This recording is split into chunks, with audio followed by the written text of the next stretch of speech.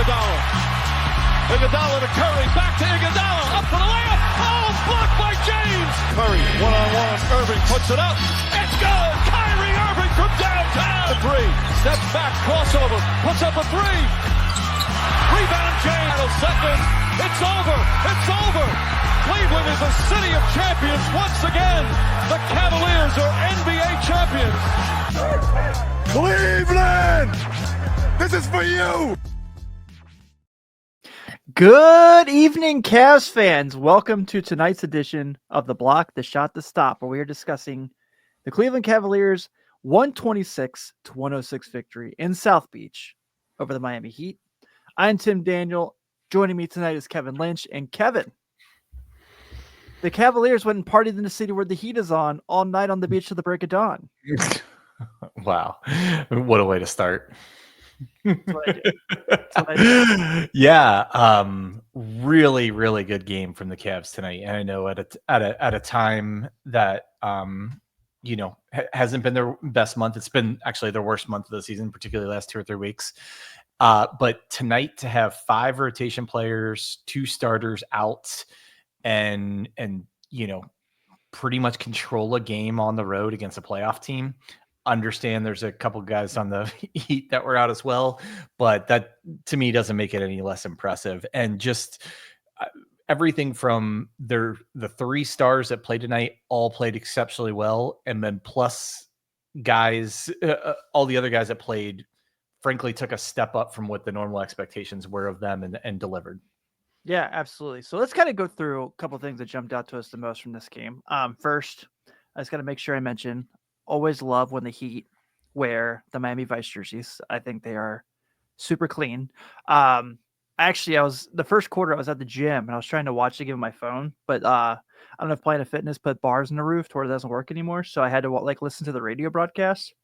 And it's rare I ever listen to a basketball radio broadcast, but it was really funny because Tim Grover was like, the Heat are wearing tonight a Rotino Knights tribute. It's a really unique color scheme. I'm like, have you not ever seen that they've done this multiple times?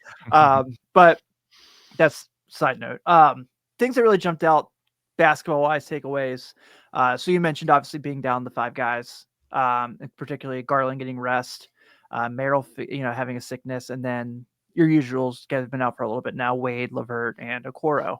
But I thought tonight the defense was really tapped in. And if you go back and watch the game again, one thing that really stands out that it did so well is they made Miami use the whole shot clock. I mean, from the jump, I think the first or second possession of the game, Miami had a shot clock violation. They were in their jersey. They were really physical. They were fighting over screens. And they were really making Miami get down to the last 5-6 seconds of the shot clock on as many possessions as they possibly could. And you could tell how frustrating that was for the Heat offense.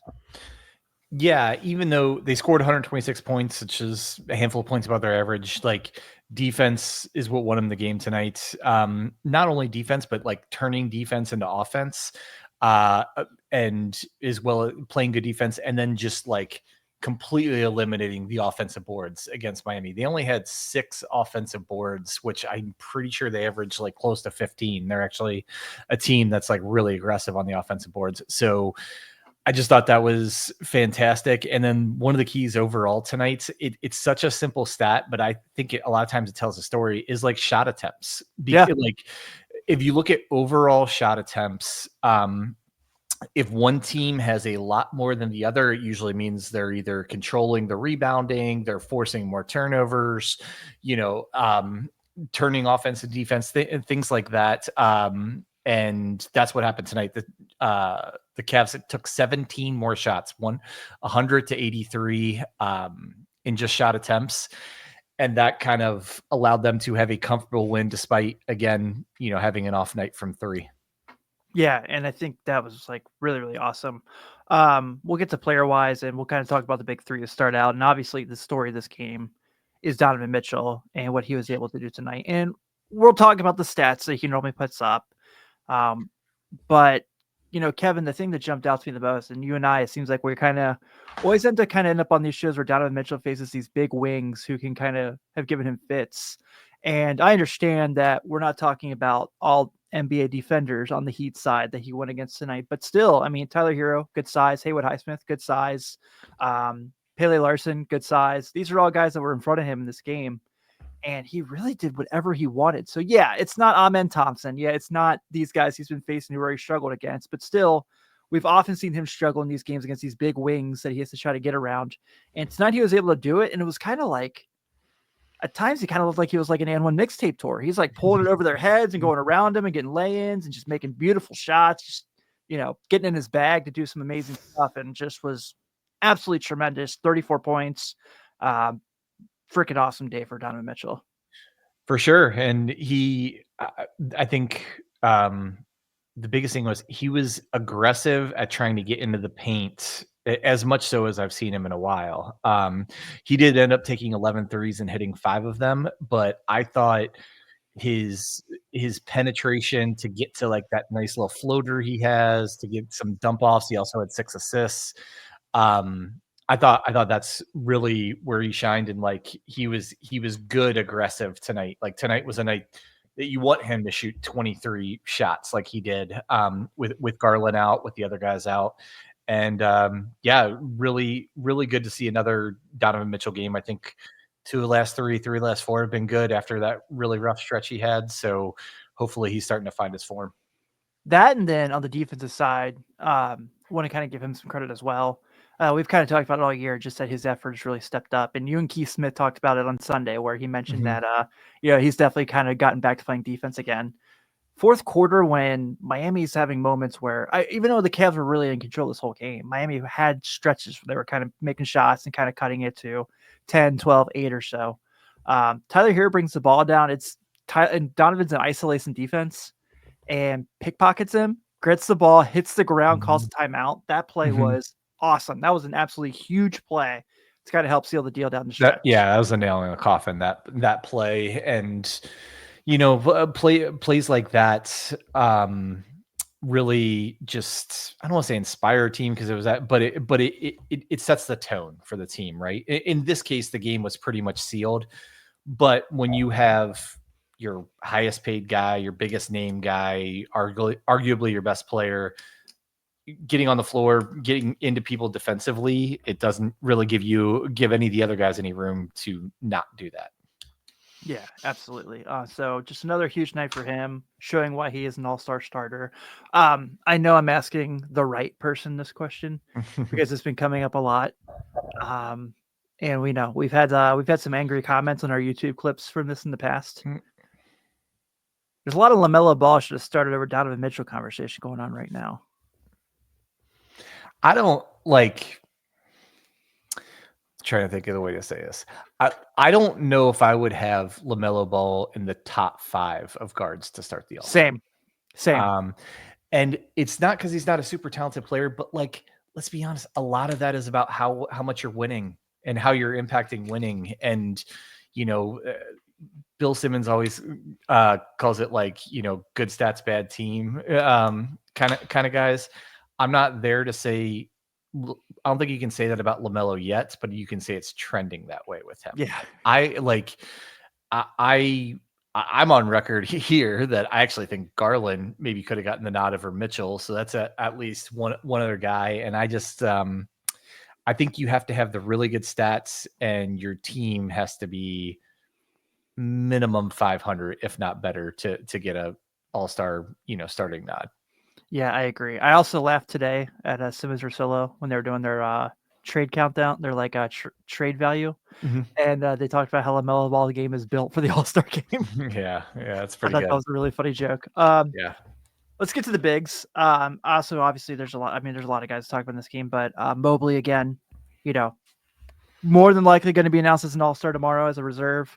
Double-double again tonight, 22 and 15, was 10 and 15 from the floor, and was really, really good again. And I understand that we're talking about he's having guys like Haywood Highsmith and guard him, and Kel'el Ware, who I really like Kel'el Ware, but was kind of the main de facto most of the game against Bam Adebayo. And I thought did really, really well there. Bam's, I know not having the typical Bam year, but had a really good game tonight, honestly. And I thought Mobley was really good against him. Mobley was really good. It was his best performance, definitely since before he got hurt, maybe even a couple of games before that. It was really good to see him, see him being aggressive.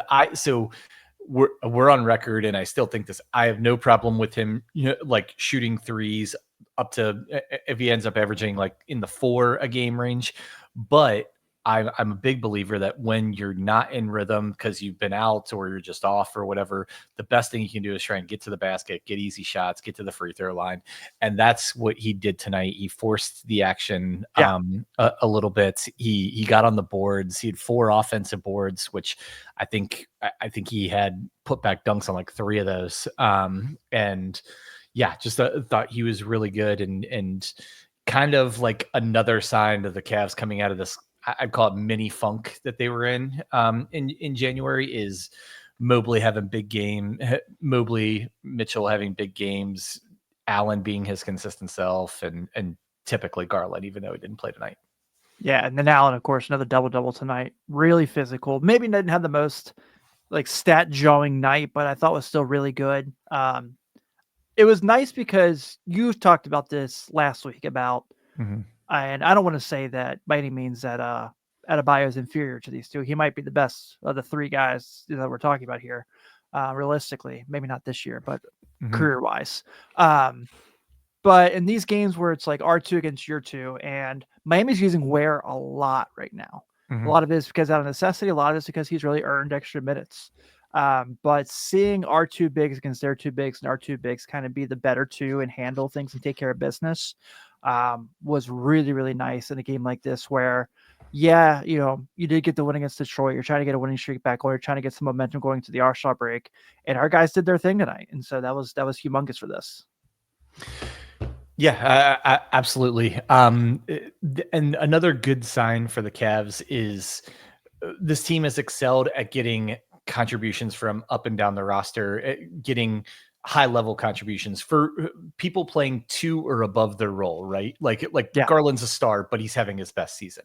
Mitchell is a star, but he's possibly having his all around best season once you include the defense, the leadership, things like that. But then like guys like Ty Jerome, they put up the stats tonight. He's, career averages 7 points a game on kind of like league average shooting. And this year he's up to over 11 points a game now. He's got career highs in shooting. So he's just an example of a guy who you kind of maybe penciled in what you would expect from each guy when you started the year. And for the most part, everyone has like over delivered what you would have expected.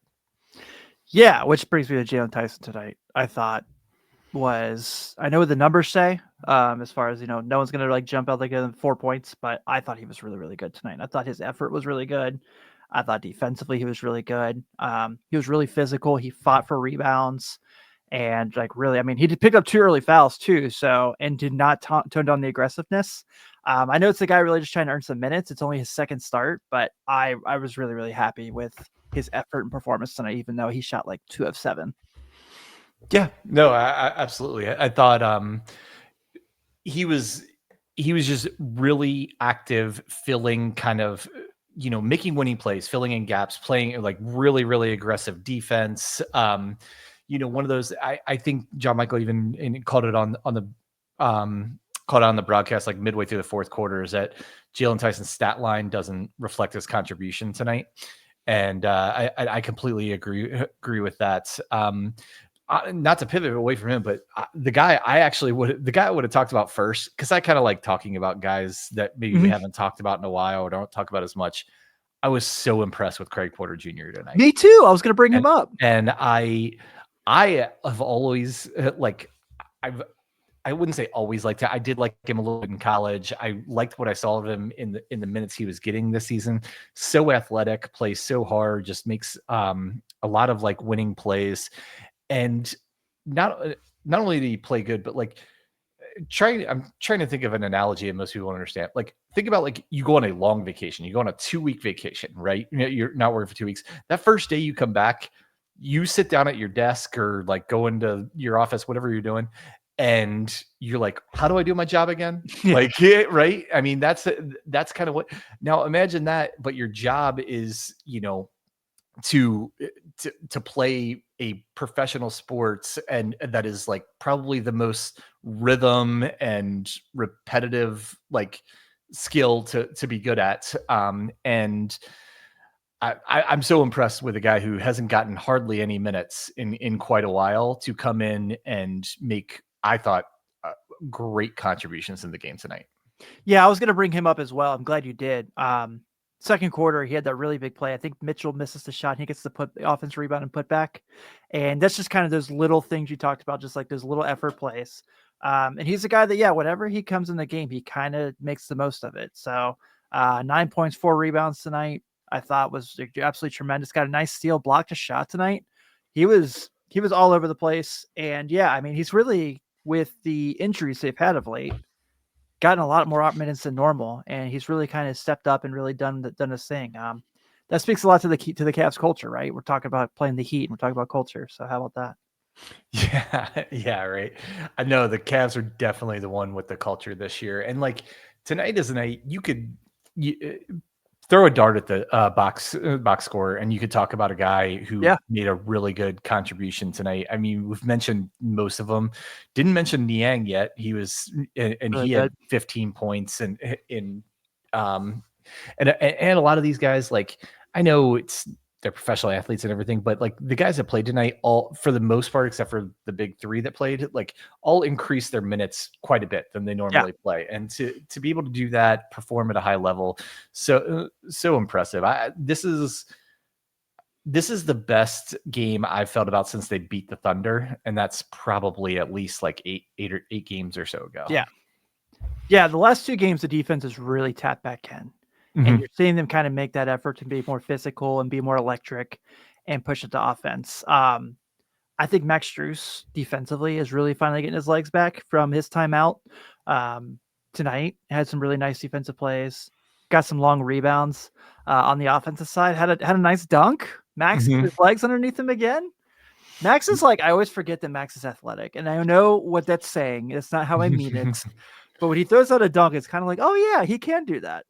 Yeah, I think I know I told you, I don't know if I mentioned on the podcast before, but I happened to be living in Chicago when he was at DePaul, and I went to a game not knowing anything about the DePaul team and saw him, and I'm like, what is this guy doing at DePaul? Like you could tell he was a lot more skilled than even the stats he was putting up, and he was obviously putting up pretty decent stats in college and everything. And he was one of those guys, not that I'm an NBA scout, but I'm like, this guy could make it in the NBA. Now, by make it, I didn't think like a starter on a really good team. I thought like he could just have a career, being a rotation guy or something. But yeah, no, he always has his impact felt on the game. Max Strus. He's kind of one of those guys, kind of like him and Niang are the 2 guys on our team that most other teams probably don't like, or at least like to play against. And I thought he was kind of how we talked about Jalen Tyson. Did not have a great stat line, particularly shooting tonight, but made a lot of really good plays and played some like really good defense. I mean, this is the second game in a row. The star on the other team had to really work and shot a poor percentage to get their points in the defense they did against Tyler Hero tonight. Yeah, he was really good against Tyler Hero. I was really impressed with that. I think too, kind of big picture, just not to talk about an individual player in particular. One thing that really impressed me that Kenny and staff kind of did in their adjustments to the game is Miami went pretty early to that 3/4 court pressure that they do. And I thought Cleveland attacked it really well. I thought that, their stretches where Mobley's getting behind the defense, and he's just being like, kind of like a wide receiver on a 4 vertical, where he's just kind of there sitting at the rim, and kind of got back to, we talked about this after the loss to Houston, the second one, about just kind of how much pressure was being put on the dunker spot. And it felt like they got a little bit of that back tonight. And it was kind of just those things out there. So like Miami bringing that 3/4 pressure, Miami running that zone that they've ran for years with Spoelstra, that has really won them championships. And Cleveland was able to kind of break the zone pretty quickly. And you mentioned Craig Porter. Craig Porter had a huge part of that tonight. So I was awesome. Yeah, there's the two best ways to break a zone. Three ways. One is to hit your threes. Cavs did not do that tonight. Two is to just be very active on offense, like back cutting, things like that, where the zone defense can't recover you. They kind of lose you a little bit. Cavs did that extremely well, and zones leave you vulnerable on the offensive boards, and the Cavs grabbed like 13 of those tonight, which was definitely a key. So they took advantage of the two of the three things that a zone leaves a defense vulnerable for, and they did them really well, especially the cutting to the basket, breaking down the defense, getting in the paint. I mean, I think they shot above 60, maybe 65% on 2-pointers tonight. So they're really good at getting to the bad quality shots, despite not hitting threes. And again, that's without Darius Garland, who has been super good at attacking the paint this year. So yeah, Garland's been their best player in January. Yeah. I mean, I think you could make arguments in November and December. It was either Mobley or Mitchell, depending on the month, take your pick. But Garland's been their best player in January. So they were without the guy who's been their best player for the last few weeks tonight, and still put up a really, really good effort. Yeah, absolutely. Anything else you want to put on this game before we close the book on this one, move forward? I think we got to most of it. I know our beloved TJ Maxx, Ty Jerome, has to be ecstatic that he got to shoot 18 times tonight. It was efficient. Yeah, shout out Ty. I know we mentioned him, but probably worth reading off. He had 20 points and 7 assists, 3 rebounds on 50% shooting. He was really good, and Skylar and I talked about it the last game that he missed, in that he is a guy who many times this year has come in and kind of changed the energy of a game when typically he comes in at the beginning of the second quarter. Rotations were off tonight because of all the guys missing, but he comes in and he'll either be additive, or he can kind of change the energy of a game. And tonight, and more than anything, he's given them what they've needed almost every night that this season. And tonight they needed him to be more aggressive, more of a playmaker, try and score a little bit more with all the guys out. And he, again, was fantastic. Yeah, he had a couple circus-like shots tonight that he was hitting, where kind of like falling into Heat players and hitting off the backboard and stuff. It was a really nice night for him. So shout out TJ Maxx. So Kev, tomorrow we find out the remainder of the All-Star rosters and the All-Star reserves. We know, obviously, at the moment that Donovan Mitchell is a starter for the Eastern side of things, and Kenny Axe will be a coach. 7 additional players in the Eastern Conference will be picked. I think we know that we have who the 3 candidates for the Cavs are. Top of your head, realistic thought process. How many of the 3 do you think really get selected?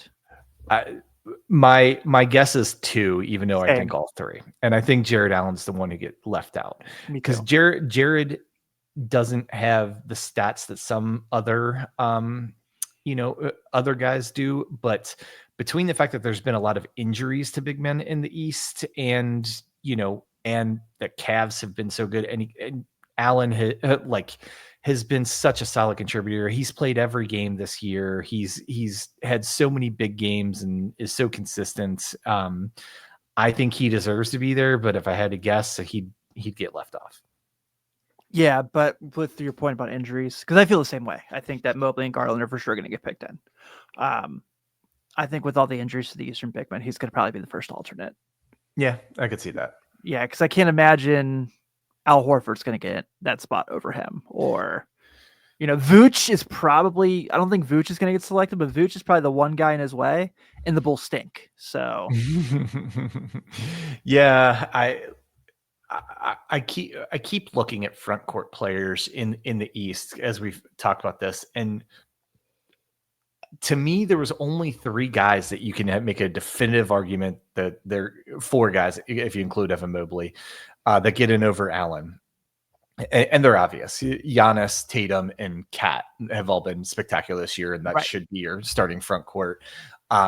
Mobley's probably going to get picked over Allen. But then after that, you look up and down, and between kind of poor, underperforming or injuries. Guys like, Embiid's been out, Banchero's been out all year. Those are guys you would have penciled in as starters. Bam has had his worst offensive season since he was a rookie, I think, I was this way year. wrong on that one. Yeah. And so, yeah, I think he deserves it based on, the competition for it, but just my gut tells me, I mean, 4 All-Stars is hard to get. I mean, was the last time there was 4 All-Stars is when the Hawks did it, when they had that like crazy regular season. Golden State with Durant, Clay. Oh, they did. Yeah. Draymond, Okay. yeah.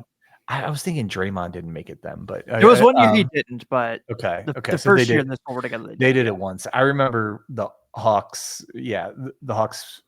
Korver, Jeff Teague, Horford, and it's escaping me. Jeff Teague, Korver, Horford, and oh gosh, was it Joe Smith or Josh Smith? Yeah, yeah. Or no, it was Joe Johnson. I think no, it was Joe Johnson. You're right. It was ISO Joe. Yeah. Okay. So anyway, well, I guess that's a transition to talk about Atlanta tomorrow. Yeah. Go ahead. I know you kind of dug into this game a little bit already. Yeah. So as we know, thankfully for Cavs fans, this is the final matchup against the Hawks for the regular season. And Atlanta's a little beaten up, and compared to the last 2 games they played at Cleveland, where they had that back-to-back and around Thanksgiving. So also good news for the Cavs.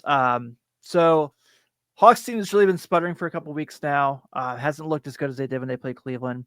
Those 2 games earlier in the year. So, and right now they are looking at it 9th in the East, 22 and 25. They're on 1, 2, 3, 4. They're on a 6-game losing streak, including 2 losses to the Toronto Raptors and a loss to the Detroit Pistons. They just lost Tuesday to the Rockets by 4.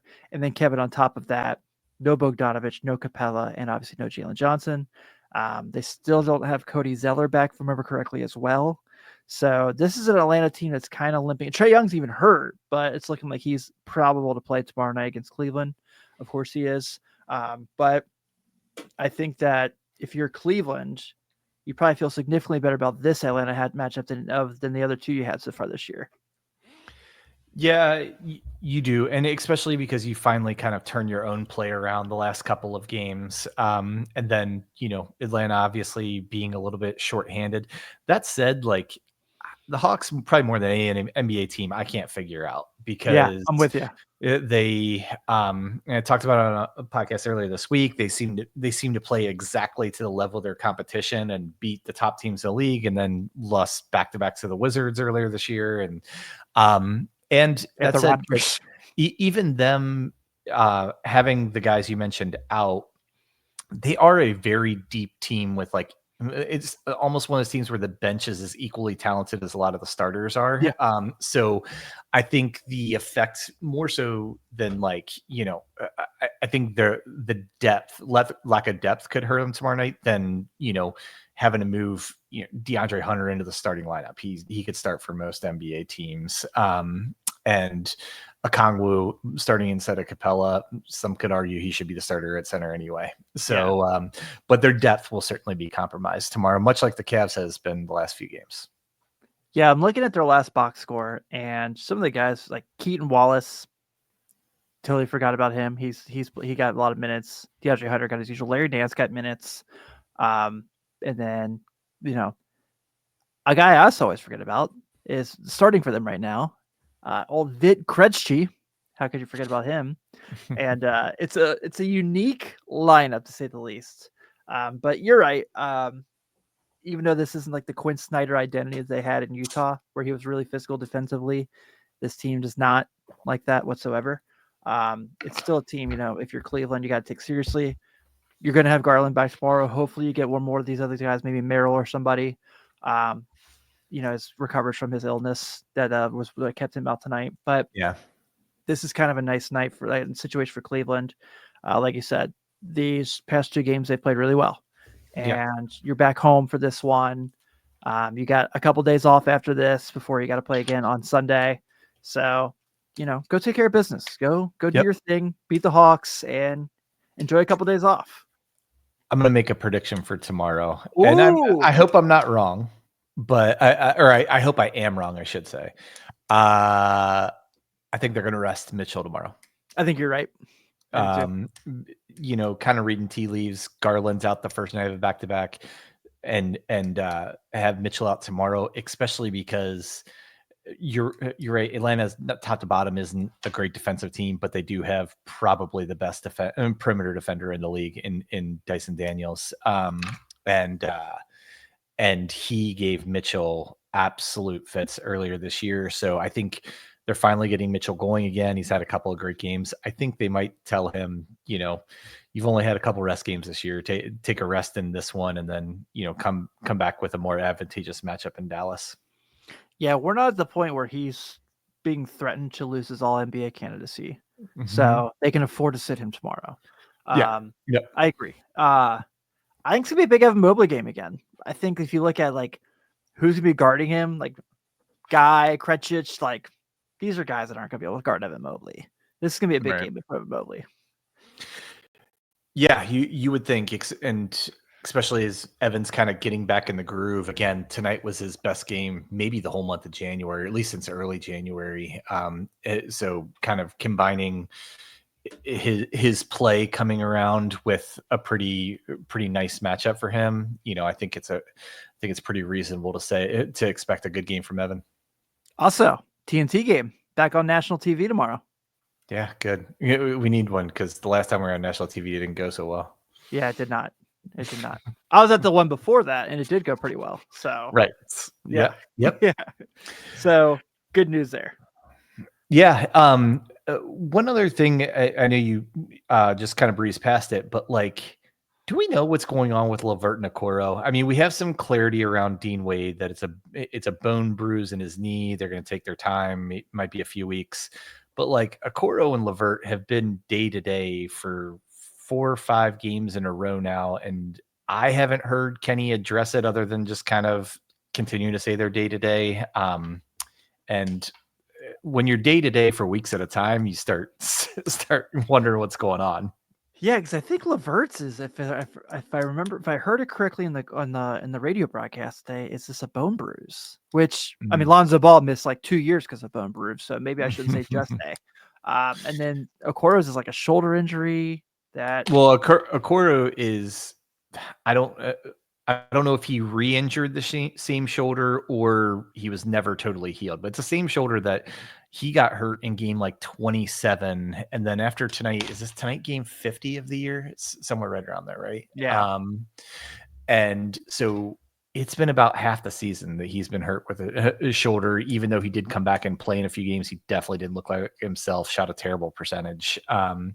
So I think, when you're missing or compromised a quarter of the season, it's fair to start kind of wondering what's going on and maybe hoping it's not maybe as bad as you might think. Yeah, you hope not, obviously. So hopefully we get a little bit more further information on that in the near future. Tristan Thompson minutes tracker, 5 of them tonight. So hope it doesn't mean 15 tomorrow. Yeah. No, that's they're digging deep into that bench if he came in, and I think all 5 of those minutes were in the first half, right? They were. He came in, when and then they didn't need him to play in the second half till I think he came in the last minute of the game. But yeah, no, really, really great win. That I'm just gonna say it again because it's so easy to be negative when a team's playing bad, and we were, but we really try and be fair, and if we're being fair, you have to say how impressive a win this was tonight. Yeah, I agree. I also want to say that I'm really sad Kevin Love didn't play tonight because how many more chances are we going to have to see Kevin Love play basketball? He's too busy working on his social media game. Yeah, he's been the best with this old Jimmy Butler thing. Oh man. Oh, before we do go, I want to make sure I say this because it cracked me up. So I assume you watched the Cavs broadcast tonight and not the Heat broadcast? I did. Okay. So did you notice when they go to halftime and they have the pan outside of the Heat's arena, there's a huge Jimmy Butler banner just sitting there. Oh no. I honestly, I went and grabbed a shower at halftime, so I missed that. But But yeah, no, it's tough look. Like wherever you are, Jimmy, it'd be great if you just played basketball again, because I've always enjoyed watching him play basketball. Yeah, me too. All right, man. So I think we can go and wrap this up, especially because we have a back-to-back. So we'll be back here tomorrow night. You're gonna hopefully talk about finally beating the Hawks. But Sure hope so. Mm-hmm. Yeah, right. I'm getting sick of losing to the Hawks, man. But thank you all so much for hanging out, whether it's here live with us or it's on the podcast later on in the day or tomorrow. We greatly appreciate all of your support. Some big announcements on the way. We are working really hard on a lot of really cool things that we're going to bring to you all. So keep an eye out on some news on all our socials. If you're just checking us out on YouTube for the first time or your podcast app of choice, please take a moment to subscribe. And if you're on YouTube, give us a nice thumbs up on the video. And if you're on your podcast app of choice, please give us a nice solid review. So on behalf of Kevin Lynch and Skylar Webker, I am Tim Daniel. Everyone have a good night, and we'll see you tomorrow. Go Cavs. I'm gonna split there.